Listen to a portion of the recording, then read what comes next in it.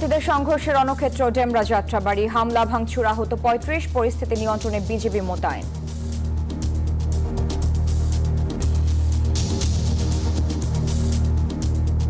মানে আমাদের সুপার সানডের বিপরীতে মেগা মানডে করে তো মানে এই জিনিসটা শান্তিপূর্ণ রাখার জন্য আমরা শান্তিপূর্ণ আন্দোলনে করছিলাম যে আমাদের কলেজেরই তো শান্তিপূর্ণ হবে, তো এটা আর কি শান্তিপূর্ণ আর থাকে নাই।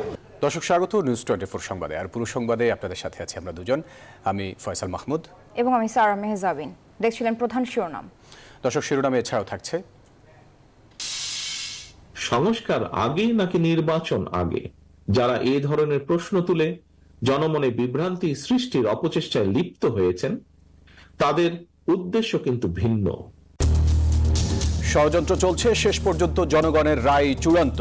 ডিইউজের সম্মেলনে তারেক রহমান। সংস্কার নিয়ে সরকারের সাথে বিরোধ নেই বিএনপির। ট্রাইব্যুনালে সংশোধিত আইনে বিচার করা যাবে ৩ বাহিনীর সাথে পুলিশ ও র্যাবের। কেউ বিদেশে অপরাধ করলেও করা যাবে বিচার। ঢাকায় আপাতত চলবে ব্যাটারি চালিত রিকশা। চলাচল বন্ধে হাইকোর্টের আদেশের উপর 1 মাসের স্থিতাবস্থা। স্বাগত জানালো আন্দোলনকারীরা। জনগণের কাছে রাজুকের ভাবমূর্তি ইতিবাচক নয় বললেন উপদেষ্টা রিজওয়ানা। সেবা নিতে আসারাও দুর্নীতির সুযোগ দেন দাবি চেয়ারম্যানের। ইমরান খানের সমর্থকদের ইসলামাবাদমুখী লং মার্চ ঠেকাতে পুলিশের বাধা, ব্যাপক সংঘর্ষ। ইন্টারনেট ও মোবাইল নেটওয়ার্ক বন্ধ। আয়ারল্যান্ডকে সহজ প্রতিপক্ষ ভাবছে না বাংলাদেশ নারী দল। ঘরের মাঠে উইকেটের সুবিধা নিতে চান লেগ স্পিনার ফাহিমা খাতুন। এবারে পুরো খবর। দিনভর শিক্ষার্থীদের সংঘর্ষ, সংঘাত, সহিংসতায় উত্তাল রাজধানীর ডেমরা যাত্রাবাড়ি এলাকা। রোববারের ঘটনার জেরে ডক্টর মাহবুবুর রহমান মোল্লা কলেজের শিক্ষার্থীদের সঙ্গে মেগা মানডে কর্মসূচি দিয়ে সংঘর্ষে জড়ায় সোহরাওয়ার্দী ও কবি নজরুল কলেজের হাজারো শিক্ষার্থী। সকাল থেকে শুরু হয় দুই পক্ষের ধাওয়া পাল্টা ধাওয়া। এক পর্যায়ে রণক্ষেত্রে পরিণত হয় পুরো এলাকা। সংঘর্ষে গুরুতর আহত হন অর্ধশত শিক্ষার্থী। পরিস্থিতি মোকাবেলায় পুলিশের পাশাপাশি মাঠে ছিল সেনাবাহিনী। সন্ধ্যায় মোতায়েন করা হয় বিজিবি।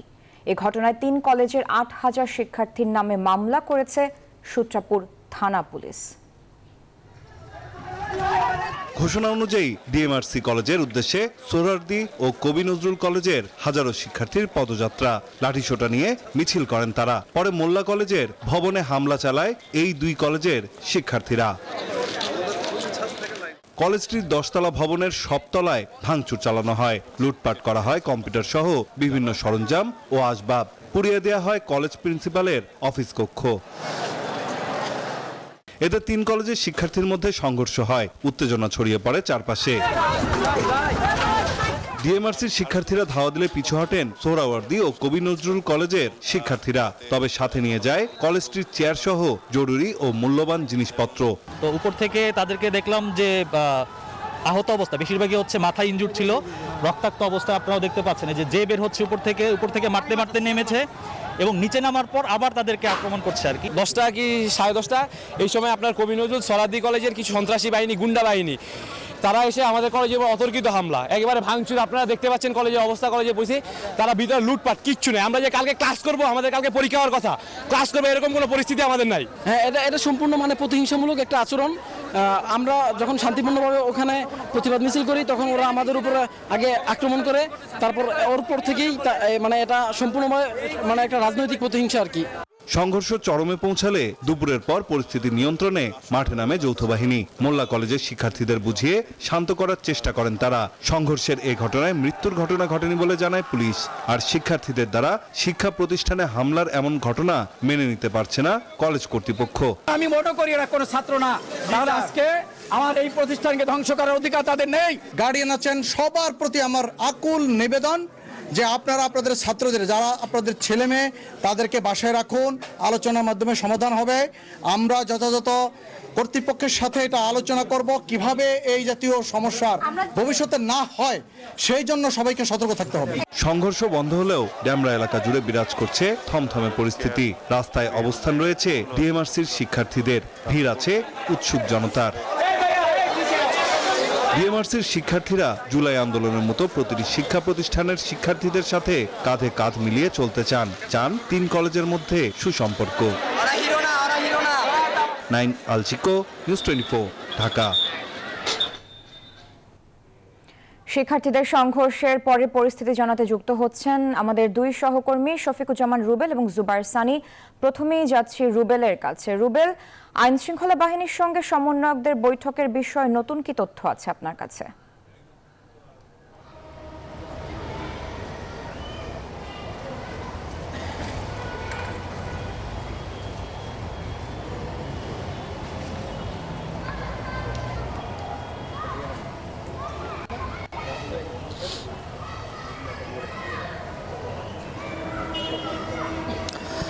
জি, আপনাকে ধন্যবাদ। আসলে আমি এই মুহূর্তে রয়েছি ওয়ারি ডিসি অফিসে। আপনি জানেন যে সারাদিন যে ঘটনা ঘটেছে, 3 কলেজের শিক্ষার্থীর মধ্যে যে সংঘর্ষ, সেই সংঘর্ষ নিয়ে 3 কলেজের কর্তৃপক্ষদের নিয়ে মূলত ওয়ারি ডিসি অফিসে একটি বৈঠক হওয়ার কথা ছিল, যেখান থেকে এই সংঘর্ষ কেন, কি কারণে ঘটলো বা এখান থেকে কিভাবে বেরিয়ে আসা যায় সেইটা নিয়ে বৈঠক হওয়ার কথা ছিল। আমরা দেখেছি যে সেখানে হাবিবুর রহমান মোল্লা কলেজের কর্তৃপক্ষ আসলো, বাকি কলেজের কর্তৃপক্ষ না আসার ফলে কিন্তু সেই বৈঠকটি হয়নি। আমাদের সাথে এই মুহূর্তে রয়েছেন হাবিবুর রহমান মোল্লা কলেজের প্রিন্সিপাল। আমরা একটু কথা বলবো তার সাথে যে আপনারা তো আসলেন, বাকিরা আসলো না, কি বললেন, কি আশ্বাস দিল বা কি হতে পারে, আপনাদের অভিযোগই বা কি ছিল? গতকালই আমাদের সরকারি কলেজের প্রিন্সিপাল সাহেবের সাথে কথা হয়েছে যে আজকে আমরা বিকাল 4টায় ঢাকা ওয়ারি জোনের এডিসি তার সাথে আমরা বসবো, এটা কিভাবে সমাধান করা যায় এবং সুষ্ঠু পরিবেশ। আমরা চাই না কোনো হতাহতের ঘটনা, কিন্তু তিনি আশ্বাস দিয়েছিলেন আসবেন, কিন্তু আজকে আসে নাই। বরঞ্চ তার শিক্ষার্থীরা প্রায় 6-7 হাজার শিক্ষার্থী এসে ডক্টর মাহবুবুর মোল্লা কলেজকে ধ্বংসযজ্ঞ চুরমার করে ফেলেছে। প্রায় 60 থেকে 70 কোটি টাকার ধ্বংসাত্মক ঘটনা ঘটিয়েছে এবং অনেক ল্যাপটপ যা আছে শিক্ষার্থীদের যে সার্টিফিকেট সহ টাকা পয়সা যা আছে সব লুটপাট করে নিয়ে গেছে। তো আমরা আজকে আসছি বসার জন্য, কিন্তু সোহরাওয়ার্দী কলেজের প্রিন্সিপাল আসে নাই। এডিসি সাহেব তিনি আমাদের আশ্বাস দিয়েছে যে তার সাথে আগামী দিনে হয়তো কথা হবে এবং এটা কীভাবে সুষ্ঠু সমাধান করা যায়। ইতিমধ্যে আমাদের কলেজ সহ আরও 3টি কলেজের 8টি কলেজের 8,000 শিক্ষার্থীর নামে মামলা হয়েছে। আজকে আমরা আগামী দিন আমাদের এই ধ্বংসযজ্ঞের যে বিষয়গুলো নিয়ে আমরা আগামী দিন মামলা করব, এই প্রস্তুতি নিচ্ছি।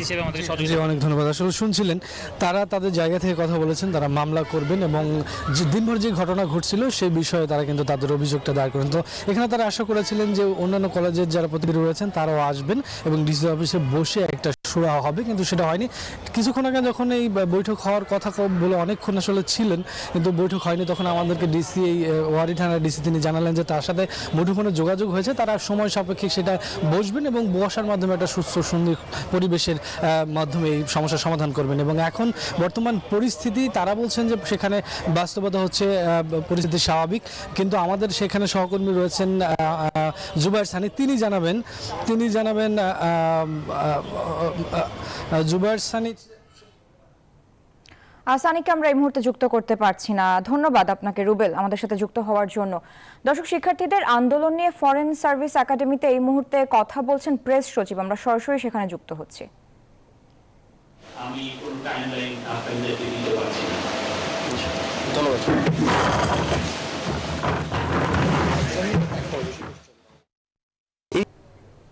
মোল্লা কলেজের শিক্ষার্থীদের সুপার সানডের জবাব দিতে গিয়ে মেগা মান্ডের মাধ্যমে ধ্বংসযজ্ঞ চালিয়েছে শহীদ সোহরাওয়ার্দী ও কবি নজরুল কলেজের শিক্ষার্থীরা। সানডে আর মান্ডের দ্বন্দ্বে পুরো একটি কলেজ এখন ধ্বংসস্তূপ। আহত হয়েছে অনেক শিক্ষার্থী। এ ধরনের ঘটনায় হতবাক শিক্ষকরাও। তারা বলছেন এই ঘটনা নিছক কোনো দ্বন্দ্ব নয়, এর পেছনে রয়েছে চক্রান্ত। ডক্টর মাহবুবুর রহমান মোল্লা কলেজ, শিক্ষার্থীদের দ্বন্দ্বে এটি এখন ধ্বংসস্তূপ। শিক্ষা প্রতিষ্ঠানটির 11 তলা এই ভবনের প্রতিটি ফ্লোরে করা হয়েছে ভাঙচুর। Computer lab, lift, bench, fan থেকে শুরু করে ভাঙচুর করা হয়েছে সবকিছু। রক্ষা পায়নি চায়ের কেটলি, গ্লাসের মতো জিনিসও। চলেছে লুটপাটও। ছড়িয়ে ছিটিয়ে পড়ে আছে পরীক্ষার খাতা, গুরুত্বপূর্ণ নথি, প্রয়োজনীয় সব কাগজ। ভাঙা হয়েছে প্রতিটি ফ্লোরের গ্লাস, চেয়ার, টেবিল। ভাঙচুর থেকে রক্ষা পেয়েছে এমন অবশিষ্ট কিছুই আর নেই। শিক্ষার্থীরাও হতভম্ব নিজের শিক্ষা প্রতিষ্ঠানের এমন দশা দেখে। কেউ কেউ হতাশ, কেননা এখনই শুরু করা যাবে না শিক্ষা কার্যক্রম। দিলেন নিজেদের সুপার সানডের বিপরীতে অন্যদের মেগা মান্ডের ব্যাখ্যাও। চুরি করার পর্যন্ত ইয়ে করা হয়েছে, বস্তা ভরা হয়েছে, পরে না পারে রাখা গেছে এগুলো। মূলত আমাদের বিষয়টা ছিল কলেজের সাথে, কিন্তু এই বিষয়টা এখন মানে কলেজের সাথে হয়ে গেছে। বেঞ্চগুলা তারপর বোর্ডগুলা নিচতলায় তো পুরো সবগুলা বোর্ডগুলা ভেঙে ফেলছে। এমন ভাঙচুরের দৃশ্য দেখে হতবাক শিক্ষার্থীরা। তারা বলছেন ছাত্রদের এমন আচরণ কোনোভাবেই কাম্য নয়। মানুষ হিসেবে তার হিউম্যান বিং হিসেবে তার যে রেসপন্সিবিলিটিস, তার যে ন্যূনতম যে জ্ঞান, এটা আসলে কোথায় গিয়ে পৌঁছাচ্ছে এটা বোঝা যায়। ভেদাভেদ ভুলে শিক্ষার্থীদের পড়াশোনায় মনোযোগী হওয়ার আহ্বান শিক্ষকদের। বলছেন এটি নিছক কোনো দ্বন্দ্ব নয়, এর পেছনে রয়েছে চক্রান্ত। বা কোনো কারণে আপনারা দেখেছেন গতকালকে অনেকগুলো কলেজ একত্রিত হয়ে গিয়েছিল। এই যে কলেজকে একত্রিত করা, কোনো একটা ইন্ধন না থাকলে তো এটা হয় না আসলে। কলেজ কর্তৃপক্ষ বলছে কলেজের শিক্ষা কার্যক্রম চালিয়ে নেওয়ার মতো অবশিষ্ট আর কিছুই নেই। Desk report, news 24। ছাত্রদের কিছু দাবি অন্যায্য, যা কোনোভাবেই মানা হবে না বলে জানিয়েছেন পরিকল্পনা উপদেষ্টা। দুপুরে একনেক সভা শেষে সাংবাদিকদের ব্রিফিংকালে তিনি এই কথা বলেন। ছাত্রদের কাছে আমি আহ্বান করেছি, তোমরা তোমাদের দাবি নিয়ে আসো, যেগুলো ন্যায্য দাবি সেগুলো পূরণ করা হবে, রাস্তায় নামতে হবে না। ইতিমধ্যে অনেকগুলো আন্দোলন থেমে গেছে, কারণ আমি বলেছি এগুলো ন্যায্য দাবি এবং এগুলোর আমরা ন্যায্য একটা সমাধান করব। কিছু কিছু আছে যেগুলো ন্যায্য দাবি না, এগুলো আমরা কিছুতেই মানব না। শিক্ষার্থী আন্দোলনের নামে হামলা ভাঙচুর বরদাস্ত করা হবে না বলে হুঁশিয়ারি দিয়েছেন ক্রীড়া উপদেষ্টা আসিফ মাহমুদ সজীব ভুঁইয়া। ফরেন সার্ভিস একাডেমিতে ব্রিফিংয়ে এসব কথা বলেন তিনি। যে অভিযোগ, সেই অভিযোগ থেকে ঘটনার সূত্রপাত হয়। তবে সেই অভিযোগ ছিল ন্যাশনাল মেডিকেল কলেজ, যেটা পুরান ঢাকায় অবস্থিত, সেই কলেজের বিরুদ্ধে। কিন্তু সেখানে সোহরাওয়ার্দী কলেজ কিভাবে ইনভলভ হলো এবং এরপর পালাক্রমে হামলার প্রত্যুত্তরে হামলা, এই ঘটনাগুলোর মধ্যে কারা কারা জড়িত, ভাঙচুর সহ হতাহতের বিষয়গুলোতে অবশ্যই আইনগতভাবে ব্যবস্থা নেওয়ার প্রক্রিয়া চলমান আছে। এই ধরনের ঘটনাকে আর কোনোভাবেই টলারেট করা হবে না। দর্শক, বিনা সুদে মিলবে 1 লাখ থেকে কোটি টাকার ঋণ, তবে তার আগে নিতে হবে শাহবাগে অবস্থান। এমনই প্রলোভন দেখিয়ে রাজধানী সহ দেশের বিভিন্ন প্রান্ত থেকে হাজার হাজার মানুষ জড়ো করার পরিকল্পনা এঁটেছিল অহিংস গণ অভ্যুত্থান নামে একটি চক্র। যদিও এখনও তাদের সন্ধান পায়নি পুলিশ। ফেরত পাঠানো হয় ঋণ পাবার আশায় টিএসসিতে আসা সাধারণ মানুষদের। নাইমাল জিকো জানাচ্ছেন বিস্তারিত। নারায়ণগঞ্জের ফতুল্লায় শরবত বিক্রি করেন আলাউদ্দিন নামে এই ব্যক্তি। দেশ থেকে লোপাট হওয়া অর্থ ফেরত আনা ও সেই অর্থের মধ্যে 1 লাখ থেকে 1 কোটি টাকা বিনা সুদে ঋণ দেওয়ার প্রলোভন দেখায় অহিংস গণ অভ্যুত্থান নামে একটি সংগঠন। এজন্য 1 মাস আগে ফর্ম পূরণ করা হয়। একই অবস্থা দর্জির কাজ করা ফাতেমা সহ আরো অনেকের। সবাই এসেছেন বিনা সুদে ঋণ পাবার আশায়, ঘটাবেন গণ অভ্যুত্থান। ফর্ম দিবো, ফর্ম দিলে আপনাকে টাকা জানানো হয়েছে, 1 লক্ষ করে টাকা দেবো, ব্যবসা করতে দেবো। দরিদ্র মানুষের লেগে আমরা খুলছি, 1 লাখ করে টাকা দেবো, মাসে 1000 করে 2000 করে কাটটা নিব। বলছি যে আমাদের নিয়ে কোথাও একটা ওনাদের অফিসে নিয়ে কথাবার্তা বলবে, আমার সাথে একটা মিটিং হবে, এরকম কিছু। 25 তারিখে যাইবেন আপনারা যাই হাজির হবেন, আমরা আপনাকে 1 লাখ করে টাকা দেবো। আমরা অনেক দূরের থেকে ফর্ম দিছে না, আমরা সবাই গ্রামের মানুষ তো বুঝেন না অভাব, সবাই নাম দিছি 1-2 করে। এমন ঘটনায় রাত থেকেই সরব ছিলেন ঢাকা বিশ্ববিদ্যালয়ের শিক্ষার্থীরা। পুলিশের সাহায্য নিয়ে টিএসসিতে আসা পরিবহনগুলো ফেরত পাঠান তারা।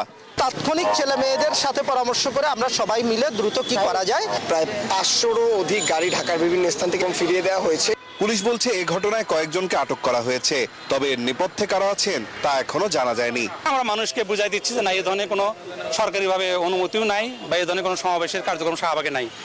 সাধারণ মানুষ যাতে এ ধরনের প্রতারণার ফাঁদে পা না দেয়, সেজন্য সবাইকে সচেতন হওয়ার আহ্বান জানায় পুলিশ। নাইম আল চিকো, নিউজ 24, ঢাকা। গণতন্ত্রের অগ্রযাত্রা বাধাগ্রস্ত করতে বিতাড়িত স্বৈরাচার নানা কৌশলে ষড়যন্ত্র করছে বলে অভিযোগ করেছেন বিএনপির ভারপ্রাপ্ত চেয়ারম্যান তারেক রহমান। দুপুরে জাতীয় প্রেস ক্লাবে ঢাকার সাংবাদিক ইউনিয়নের সাধারণ সভায় ভার্চুয়ালি যুক্ত হয়ে প্রধান অতিথির বক্তব্যে তিনি কথা বলেন। এ সময় ফ্যাসিবাদীদের পুনর্বাসন ঠেকাতে এবং জনগণের অধিকার প্রতিষ্ঠায় দ্রুত প্রয়োজনীয় সংস্কার শেষে নির্বাচনের তাগিদও দেন তিনি। আমাদের বারবার জাতীয় প্রেসক্লাবে ঢাকা সাংবাদিক ইউনিয়নের বার্ষিক সাধারণ সভা। এতে যোগ দিয়ে গণমাধ্যমকে ফ্যাসিবাদ মুক্ত করতে অন্তর্বর্তী সরকারের প্রতি আহ্বান জানান সাংবাদিক নেতারা। হাসিনাকে ফ্যাসিস্ট বানানোর জন্য তারা দায়ী, তার মধ্যে দালাল সাংবাদিকরা কোনো অংশে কম যায় না, কিন্তু তারা এখনো মিডিয়ার মধ্যে রয়ে গেছে অনেকেই। সভায় বিএনপি ও জামায়াতের শীর্ষ নেতারা বক্তব্য রাখেন। জুলাই বিপ্লবে গণহত্যায় জড়িতদের বিচার দাবি করেন তারা। যারা প্রকাশ্য দিবালোকে পল্টনের মোড়ে লাঠি দিয়ে 7 জন যুবককে হত্যা করে মৃতদেহের উপরে নাচানাচি করতে পারে, তাদের সামনে কখনো গণতন্ত্র যায় না। ভার্চুয়ালি যুক্ত হয়ে প্রধান অতিথির বক্তব্যে তারেক রহমান বলেন, 5 আগস্ট স্বৈরাচারের পতনের মাধ্যমে গণতন্ত্রের যে নতুন যাত্রা শুরু হয়েছে তা বানচাল করতে ফ্যাসিবাদীরা নানাভাবে ষড়যন্ত্র করছে। আমাদের গণতন্ত্র প্রতিষ্ঠার যে চলমান যাত্রা বাধাগ্রস্ত করতে কিন্তু এরই ভিতরে নানা রকম ষড়যন্ত্র শুরু হয়েছে। বিতাড়িত স্বৈরাচার এবং তাদের দোসর চক্র নানা কৌশলে আবারও মাথাচাড়া দিয়ে ওঠার অপচেষ্টা শুরু করেছে। সংস্কার নিয়ে বিএনপির সঙ্গে অন্তর্বর্তী সরকারের কোনো বিরোধ নেই জানিয়ে তারেক রহমান বলেন, একটি মহল এ নিয়ে বিভ্রান্তি তৈরির অপচেষ্টা করছে। সংস্কার আগে নাকি নির্বাচন আগে? যারা এই ধরনের প্রশ্ন তুলে জনমনে বিভ্রান্তি সৃষ্টির অপচেষ্টায় লিপ্ত হয়েছেন তাদের উদ্দেশ্য কিন্তু ভিন্ন।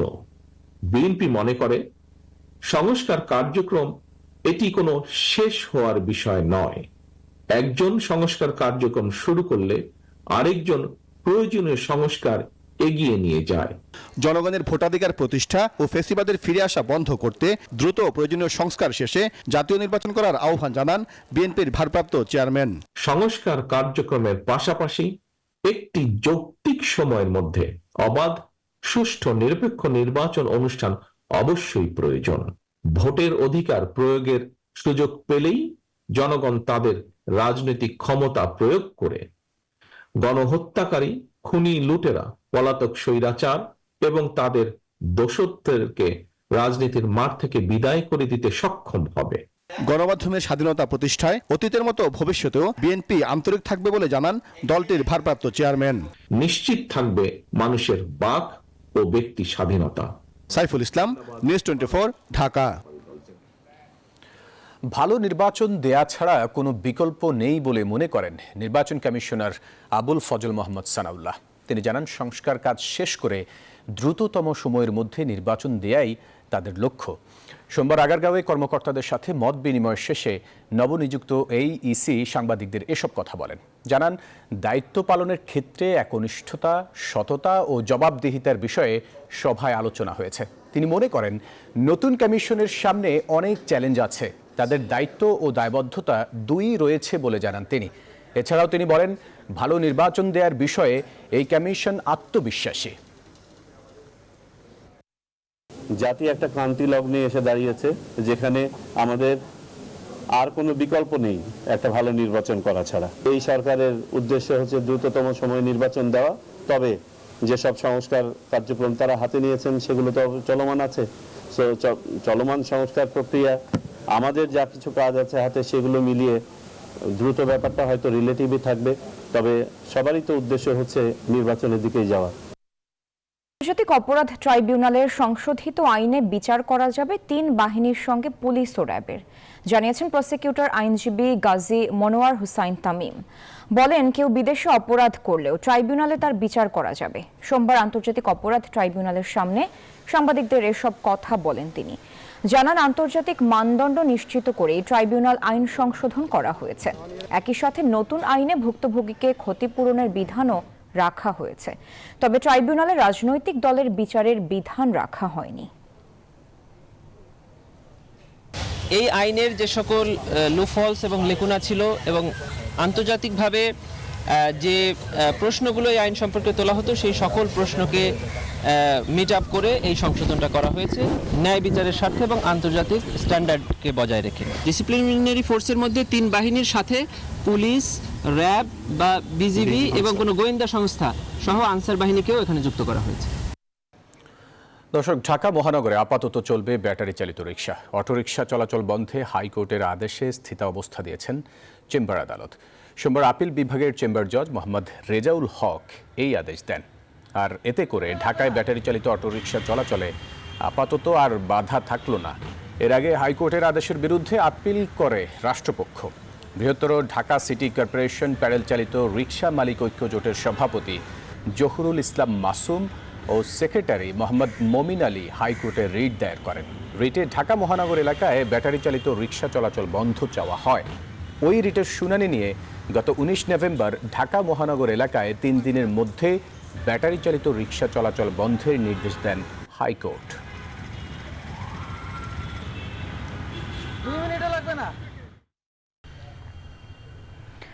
জনগণের কাছে রাজুকের ইমেজ বিন্দু মাত্র পজিটিভ না, মন্তব্য করেছেন পানি সম্পদ এবং পরিবেশ, বন ও জলবায়ু পরিবর্তন উপদেষ্টা সৈয়দা রিজওয়ানা হাসান। আর রাজুক চেয়ারম্যান বলেছেন, সেবা নিতে আসা মানুষ দুর্নীতির সুযোগ দিচ্ছে। রাজুকের ইমেজ বিন্দু মাত্র পজিটিভ কিনা, কোন মানুষ রাজুকে যাইতে হবে, সে যা দোয়া দরুদ জানে সব পড়ে যায়। রাজুকে গেলে নর্মাল সার্ভিস ডেলিভারি পাবে, এইটা কি কোনোদিন হয়? কোনোদিনও হয় না। করাপশনটা কিন্তু দ্বিপক্ষীয়। এখন যারা আসেন সেবা নিতে, তাদের 50% যদি বলি তো আরো কম বলা হবে বেশি, এবং আমাদের আইদার প্রেশার অথবা ফিনান্সিয়াল গেইন আমাদের কর্মচারীদের দিয়ে কিন্তু এই জিনিসটা হয়। রাজধানীর বিমানবন্দর এলাকা থেকে গ্রেপ্তার হয়েছেন ইসকন নেতা চিন্ময় কৃষ্ণ দাস ব্রহ্মচারী। জানা গেছে, ইসকন নেতা চিন্ময় কৃষ্ণ দাস এদিন ঢাকা থেকে চট্টগ্রামে যাওয়ার উদ্দেশ্যে বিমানবন্দরে আসেন। সেখান থেকে তাকে আটক করা হয়। গত 30 অক্টোবর ইসকনের আলোচিত সংগঠক চিন্ময় কৃষ্ণ দাস ব্রহ্মচারী সহ 19 জনের বিরুদ্ধে মামলা দায়ের হয়। জাতীয় পতাকা অবমাননার অভিযোগে রাষ্ট্রদ্রোহ আইনে এই মামলা দায়ের হয়। এই ঘটনায় দুজনকে গ্রেফতার করে আইন শৃঙ্খলা বাহিনী। তারা হলেন রাজেশ চৌধুরী ও হৃদয় দাস। ফিরোজ খান নামে এক ব্যক্তি বাদী হয়ে নগরীর কোতোয়ালি থানায় মামলাটি দায়ের করেন।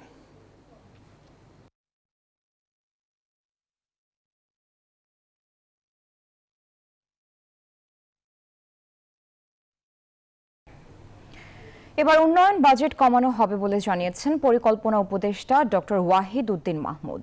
এছাড়া আওয়ামী লীগ সরকারের রেখে যাওয়া উন্নয়ন বাজেট বাস্তবায়নও অন্যবারের চেয়ে এবার কমেছে বলে জানিয়েছেন তিনি। রাজধানীর শেরেবাংলা নগরের এনইসির সম্মেলন কক্ষে জাতীয় অর্থনৈতিক পরিষদের নির্বাহী কমিটির একনেক সভা শেষে সংবাদ সম্মেলনে কথা বলেন উপদেষ্টা। ওয়াহিদ উদ্দিন মাহমুদ বলেন, বর্তমানে উন্নয়ন বাজেট থেকে অনেক প্রকল্প বাদ দেওয়া হচ্ছে। রাজনৈতিক বিবেচনায় নেওয়া সব প্রকল্পই বাদ যাবে। বলেন, সামগ্রিকভাবে দেশের কল্যাণে প্রকল্প নেওয়া হবে। এছাড়া বিভিন্ন মন্ত্রণালয়ের অধীনে চলমান প্রকল্পগুলো দ্রুত শেষ করার নির্দেশ দেওয়া হচ্ছে বলেও জানান পরিকল্পনা উপদেষ্টা। এবার এডিপির উন্নয়ন বাজেটের বাস্তবায়ন হার অনেক কম। যেগুলো নতুন করে প্রস্তাব করা হয়েছে সেই প্রকল্পগুলোর অনেকগুলোই আমাদের বাদ দিতে হয়েছে, যে সেগুলো তো অনেকগুলোই রাজনৈতিক উদ্দেশ্য প্রণোদিত এবং সেগুলো যে খুব এবার আন্তর্জাতিক সংবাদ। লেবাননের সশস্ত্র গোষ্ঠী হিজবুল্লাহর সঙ্গে যুদ্ধবিরতি চুক্তির বিষয়ে নীতিগত অনুমোদন দিয়েছেন ইসরায়েলের প্রধানমন্ত্রী বেনিয়ামিন নেতানিয়াহু। সোমবার একটি সূত্রের বরাতে এই তথ্য জানিয়েছে মার্কিন সংবাদ মাধ্যম সিএনএন। তবে চুক্তির বিষয়ে ইসরায়েলের এখনও কিছু আপত্তি আছে। সোমবার এসব আপত্তির বিষয়ে লেবানন সরকারের কাছে পাঠানো হবে বলে সূত্রটি জানিয়েছে। ইসরায়েলের আপত্তি এবং অন্যান্য বিষয় এখনও আলোচনাধীন রয়েছে।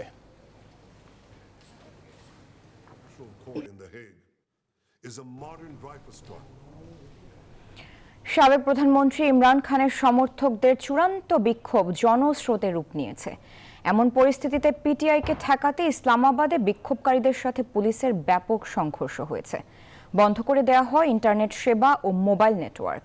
2 মাসের জন্য 5 বা তার অধিক মানুষের সমাবেশ নিষিদ্ধ বা 144 ধারা জারি করা হয়েছে রাজধানী ইসলামাবাদে।